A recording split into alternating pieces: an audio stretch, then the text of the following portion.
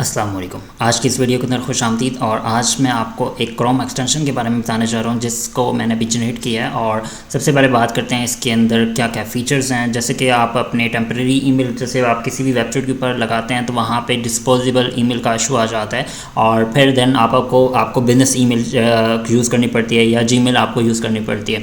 तो उसके लिए सबसे बेस्ट अल्टरनेटिव मैं लेके आया हूँ। यहाँ पर आपने क्या करना है, इस एक्सटेंशन को इंस्टॉल करना है। आपने कैसे करेंगे, क्रोम वेब स्टोर के ऊपर आप जाएंगे और सिंपल आपने यहाँ पे इनबॉक्स मेल जनरेटर सर्च करना है। जैसे ही आप इनबॉक्स मेल जनरेटर सर्च करेंगे आपको यहाँ पे इस एक्सटेंशन को देखेंगे और आपने सिंपल इस टू ऐड टू ब्रेव कर लेना है। जैसे ही आप ऐड टू ब्रेव करेंगे आपकी क्रोम एक्सटेंशन यहाँ पे आपके क्रोम के अंदर इंस्टॉल हो जाएगी, चाहे वो ब्रेव ब्राउज़र है चाहे आपका क्रोम ब्राउज़र है। तो आपने इसको इंस्टॉल कर लेना है। आफ्टर इंस्टॉलेशन आपके पास इसका टोकन आएगा। जैसे भी आप देख सकते हो कि यहाँ पे ऑलरेडी इंस्टॉलेशन हो चुकी है। तो इसको मैंने कैसे इंस्टॉल किया, लाइक एग्जांपल के तौर पे हमने सिंपल इसको ऐड टू किया है और उसके बाद आपने कुछ क्लाउडफ्लोर की API ज़रूरत पड़ेंगी। तो आपके लिए cloudflare.com का अकाउंट आपके पास होना चाहिए और आपका डोमेन उस क्लाउडफ्लोर में ऐड होना चाहिए। तो यहाँ पे आपने आना है cloudflare.com के ऊपर और अपना अकाउंट क्रिएट कर लेना है।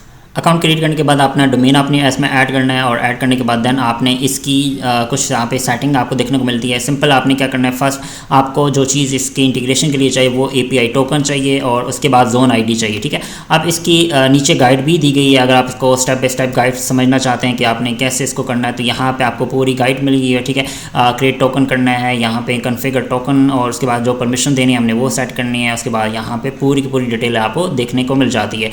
और इसी तरह हम जोन ID कैसे जनरेट करेंगे तो स्टेप बाय स्टेप गाइड यहाँ पे आपको दी जाती है। तो आप इसको फॉलो करके अपनी जोन ID यहाँ से क्रिएट कर सकते हैं। तो सबसे पहले हम आते हैं क्लाउडफ्लोर API टोकन। तो यहाँ पे मैं API टोकन पेज के ऊपर आ जाऊँगा। ठीक है, यहाँ पे आपने क्रिएट टोकन के ऊपर क्लिक करना है और नीचे स्क्रॉल डाउन करेंगे और गेट कस्टम टोकन के ऊपर आपने गेट स्टार्टर के ऊपर क्लिक कर देना है। यहाँ पे आपने जो नेम आप देना चाहते हैं, लाइक आप मैं यहाँ पे ईमेल जनरेटर कर लेता हूँ और जो भी आप इसको ऐड करना चाहते हैं, या एग्जांपल के तौर पे मैं इसको इनबॉक्स लिख लेता हूँ, मेल जनरेटर। ठीक है, और इसके नाम लिखने के बाद देन मैं यहाँ से आपने परमिशन सेट करनी है, क्योंकि जो आपको यहाँ पे गाइड में दी गई है सेम वही चीज़ आपने इसमें क्लिक करनी है। लाइट सी अब मैं इस पर क्लिक करके देख लेता हूँ कि यहाँ पे हमें कौन कौन से जो जोन परमिशंस हैं वो ऐड करनी है। आपने दोनों को जोन करना है, एक में ईमेल रूटिंग रूल्स को, और यहाँ से हम सेट कर लेते हैं जोन और उसके बाद हम यहाँ से कर लेते हैं ईमेल रूटिंग रूल्स। तो सिंपल आपने इसको सेलेक्ट करना है और यहाँ से आपने इसको एडिट मोड के ऊपर क्लिक कर देना है। सेट एड मोड पे क्लिक करेंगे हम, दोबारा हम यहाँ से जोन सेलेक्ट करेंगे और जोन सेट करने के बाद देन आपने यहाँ से जोन सर्च कर लेना है। लास्ट में आपके पास ऑप्शन आता है जोन सेटिंग। तो दोबारा वेरीफाई कर लेते हैं हम यहाँ से कि कौन सी चीज़ आपने यहाँ पे सेलेक्ट करनी है। तो आप देख सकते हो कि जोन सेटिंग और इसके बाद एडिट परमिशन इसको दे देनी है। तो यहाँ से सिंपल हम एडिट परमिशन दे देंगे और सिंपल कंटिन्यू टू समरी करेंगे और क्रिएट टोकन के ऊपर क्लिक कर देंगे।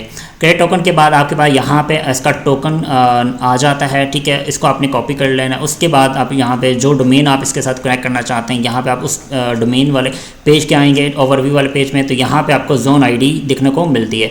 तो सिंपल हम इसको ऐड कर लेते हैं और कॉपी कर लेते हैं। जैसे ही मैंने इसको कॉपी किया, यहाँ पे हम आएंगे, पहले जो हमने क्लाउडफ्लोर API टोकन बनाया था उसको हम यहाँ पे पेस्ट कर लेते हैं। तो यहाँ से सिंपल हम इसको पेस्ट करेंगे API टोकन्स और जोन ID जो अभी हमने कॉपी की है उसको भी हम यहाँ पे सिंपल पेस्ट कर देंगे। और पेस्ट करने के बाद यहाँ पे अपना ईमेल डोमेन, जो भी आप डोमेन ऐड करना चाहते हैं वो ऐड करेंगे और नेक्स्ट आप अपना ईमेल जिस पे इसको फॉरवर्ड करना चाह रहे हैं। अब शायद ये फॉरवर्ड ईमेल वो होगा जो आपने इधर ऐड किया होगा। तो लेट्स सी, मैं सबसे पहले आपको बता भी देता हूँ कि इसको कैसे ऐड करेंगे। तो यहाँ पे मैं ऐड कर लेता हूँ और सेव कॉन्फ़िगरेशन पे क्लिक कर दूंगा। जैसे ही सेव कॉन्फ़िगरेशन पे क्लिक करूंगा हमारा जो डैशबोर्ड है वो आ जाएगा। अच्छा, अब आते हैं कि ये जो ईमेल की सेटिंग है वो आपने कैसे ऑन करनी है। तो सबसे पहले हम आते हैं ईमेल डोमेन वाले ओवरव्यू के नीचे, यहाँ पे ईमेल वाला ऑप्शन आपको दिखेगा।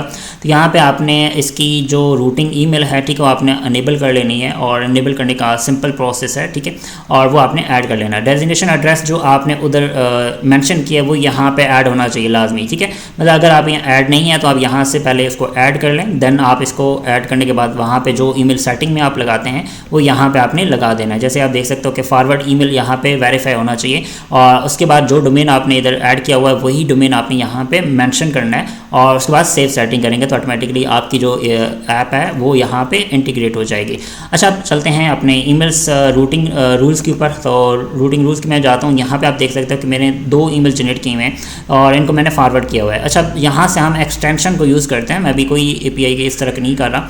तो आप देख सकते हो कि मैंने सिंपल इसके ऊपर एक्सटेंशन के ऊपर क्लिक किया और यहाँ पे शॉपिंग का ऑप्शन आ रहा है, कस्टम प्रीफिक्सेस जो भी आप लगाना चाहें, टेम्परेरी का आप सिंपल जैसे अभी आप कह सकते हो कि शॉपिंग का शॉप या कोई भी आप रेंडमली अपना वर्ड ऐड करना चाहें ऐड कर सकते हैं।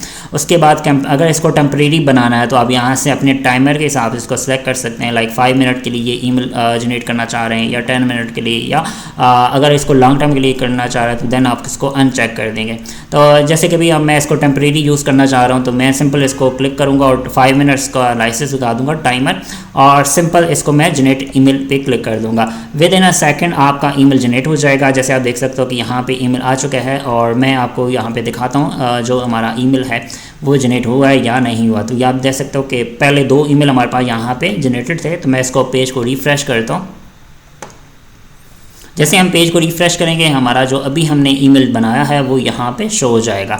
तो इस तरह आप अपने business email, unlimited business email generate कर सकते हैं फॉर मल्टीपर्पज़ अकाउंट। लाइक आप किसी भी वेबसाइट के ऊपर ट्रायल लेना चाहते हैं, कोई ऐसी वेबसाइट के ऊपर आप इसको करना चाहते हैं, दैन आप इसको यूज़ कर सकते हैं। जैसे आप देख सकते हो कि शॉप डॉट जो भी हमने उसका बनाया था ईमेल वो यहाँ पर ऐड हो चुका है। अब अगर मैं इसकी एक्सटेंशन के ऊपर क्लिक करूँ तो यहाँ पे हिस्ट्री के ऊपर भी आपको देख सकते हो कि हमारा टाइमर चल रहा है, मतलब जितने टाइम के हिसाब से हमने इसको बनाया था, मतलब 5 मिनट मैंने सेलेक्ट किया तो यहाँ पे 5 मिनट मतलब कम्प्लीटली होता जाएगा ऑटोमेटिकली। यहाँ से हमारा जो क्लाउडफ्लावर से ऑटोमेटिकली डिलीट हो जाएगा, हमें मैनुअली खुद डिलीट करने की जरूरत नहीं पड़ेगी, ये खुद बहुत हमारे क्लाउडफ्लावर से डिलीट हो जाएगा बिजनेस ईमेल।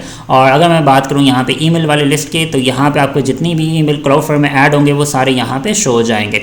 और उसके बाद यहाँ पे इसको स्टैटिक्स भी दिख जाएगा। अगर आप इसके सेटिंग चेंज करना चाहते हैं तो देन यहाँ से आप इसको सेटिंग भी चेंज कर सकते हैं।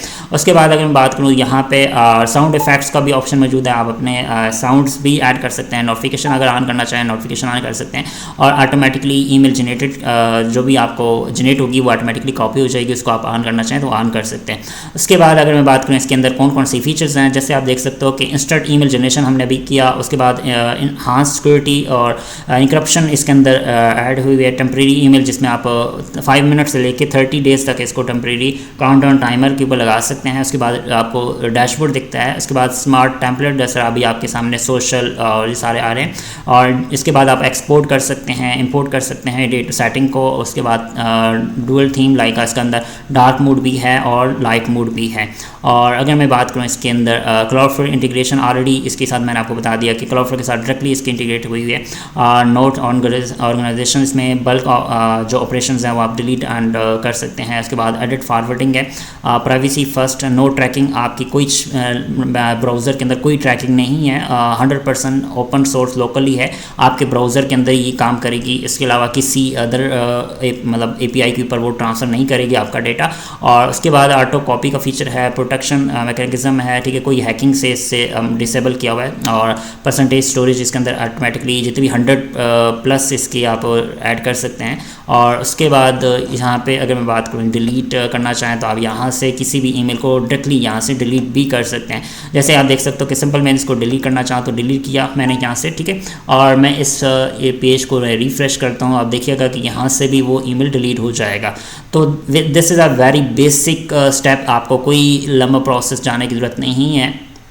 जैसे ही आप इसको रिफ़्रेश करेंगे ऑटोमेटिकली आप देख सकते हैं कि यहाँ पे जो अभी हमने ईमेल डिलीट किया वो यहाँ पे डिलीट हो चुका है, ठीक है। और अगर मैं दोबारा एक्सटेंशन पे क्लिक करूँ तो यहाँ पे आपको हिस्ट्री में शो होगा, क्योंकि अभी हमने उधर से डिलीट कर लिया लेकिन यहाँ पे शो होता है। तो ये हिस्ट्री जितनी भी रहती है ऑटोमेटिकली हिस्ट्री क्लियर हो जाती है अगर टाइमर आपने लगाया हुआ है टेम्परेरी। तो अगर ये मैं मतलब डिफ़ॉल्ट है तो देन आपका ये टाइमर नहीं होगा तो ऑटोमेटिकली ये हिस्ट्री में सेव रहेगा। तो हिस्ट्री से भी अगर मैं डिलीट करना चाहूँ तो यहाँ से भी डिलीट कर सकता हूँ। This is a very basics और ये सारी चीज़ें आप इसको देख सकते हैं, यूज़ कर सकते हैं।